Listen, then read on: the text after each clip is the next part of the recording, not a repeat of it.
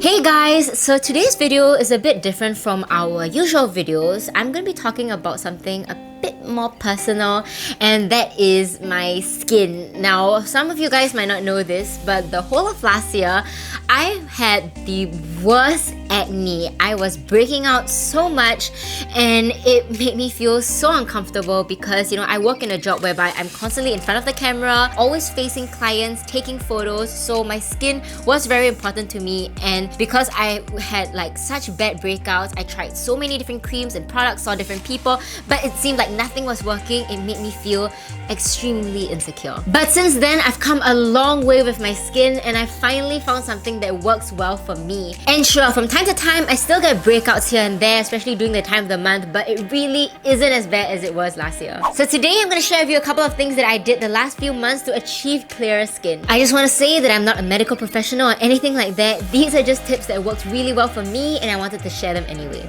So I have sensitive and oily skin. When I use makeup or any kind of new products, my skin reacts differently. Sometimes it can have quite a negative reaction. In general, I'm really oily. You could pretty much fry an egg on my face. I didn't really have acne growing up. Throughout my teens, I just had pretty okay skin. But at the end of 2018, that's when my acne hit me so hard. It's just everywhere, and it was cystic acne. It was big, it was angry and aggressive. And getting acne in my mid-20s is just so frustrating because I'm thinking, isn't this something that's supposed to happen when I'm in my teens, when I'm exceptionally hormonal? It was just one of those things where I just didn't understand, why I was having such a bad reaction. And when I had to work, I would just pile on so much makeup and concealer, which made the problem worse. Firstly, you want to look internally because a lot of the times we feel as though, when we break out, we need to find the best acne solution, the best thing to cure our skin from the outside. But actually what's important is to look inside. What you eat doesn't just affect your weight and your overall health, it also affects your complexion. I've read a lot of studies online that are not super conclusive, but there has been a correlation between eating high amounts of dairy and having more hormonal breakouts. The thing about dairy is that it causes your insulin levels to rise, and when that happens, your blood sugar levels are not well regulated, causing you to be more prone to acne. When I started to switch to drinking more tea and just in general decrease my caffeine intake, that made a huge difference to how moisturized my skin was and how hydrated I was. Coffee and a lot of caffeinated products can be very dehydrating for you, and if you're not drinking enough water, your skin is not sufficiently hydrated, which can result in you breaking out or being more oily. In general, just cut out processed foods and sugars because I think that's one of the main culprits for you to have breakouts, especially in your chin area. If you don't know if a food is something that you can take or that something that you are sensitive to, then you can practice this thing called elimination diet, where you take out your dairy, your processed foods, as well as your sugars, and then you really see how these different foods affect your skin. So it's pretty much trial and error. You just go 2 weeks without having dairy or 2 weeks without having nuts or a certain food group, and then you just see how it affects your body. And when I was doing the elimination diet, I started to eliminate groups at a time. When I eliminated dairy, I just knew what my tolerance was. I have a certain sensitivity to whey protein, but if it's just a bit of dairy here and there, it's not so bad. When I started to eat out a lot less, that really made a huge difference in how oily my skin was and how much I was breaking out.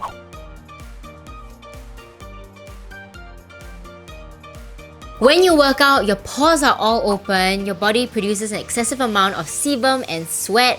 And if you're just in the gym touching all the equipment and getting your hands dirty, you might accidentally touch your face, and what happens? Your pores are going to close up and trap all that dirt inside, which causes you to get pimples. I didn't used to wash my face after I worked out, but now I do it all the time religiously. My dermatologist told me that I was washing my face way too much and I wasn't using the right cleanser. So my current face wash routine is that I wash my face with cleanser only once a day, usually in the evening before I go to sleep, or maybe after a long day when I take off my makeup. And in the morning when I wake up, usually people would use a cleanser to wash their face, but I don't use anything at all. I just use water to wash my face, and I feel that prevents my face from getting too dry.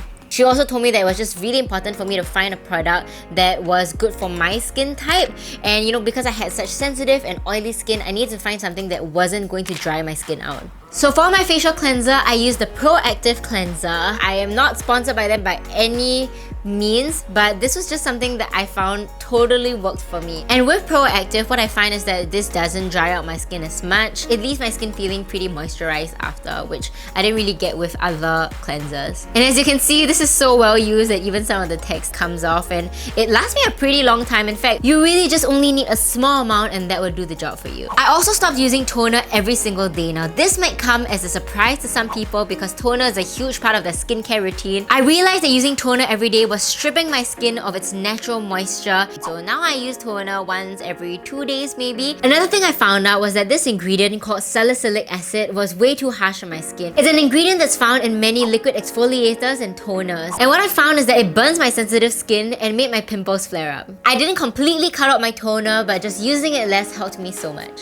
Most importantly, what worked for me was to keep my skincare very minimal. In general, I find like the Korean 12, 13, 14 steps routine just way too much of an overkill. That's something that I personally could not sustain for myself, and I think that, you know, if you're using too many products on your skin, that can be very harsh and cause you to break out even more. And if you look at each individual product, a lot of them come with active ingredients and acids, and them all combined can be way too harsh for your skin, and sometimes it's more than you actually need for yourself. And when I met my dermatologist, she told me that I was using way too many products, and I wasn't even using that many. I was using maybe like 5 or 6 products, but she told me to remove everything including sunscreen and to just avoid the sun for the time being. And on the point of sunscreen, it might shock a lot of people to know that I didn't use any sunscreen at all, but that was because my dermatologist did suggest that I eliminate it because she wanted to see if there were products or ingredients in it that were sensitive to my skin. So yeah, it's really like a case-by-case basis when it comes to skincare. So in general, I just avoided the sun, but I didn't pack on the sunscreen. Another thing I learned from my dermatologist that you actually don't need that much SPF in your products. This was something that I didn't know before, and I felt like I needed to pack on like SPF 120 sunscreen, but honestly, you really don't need that much, and packing on way too much sunscreen can clog your pores.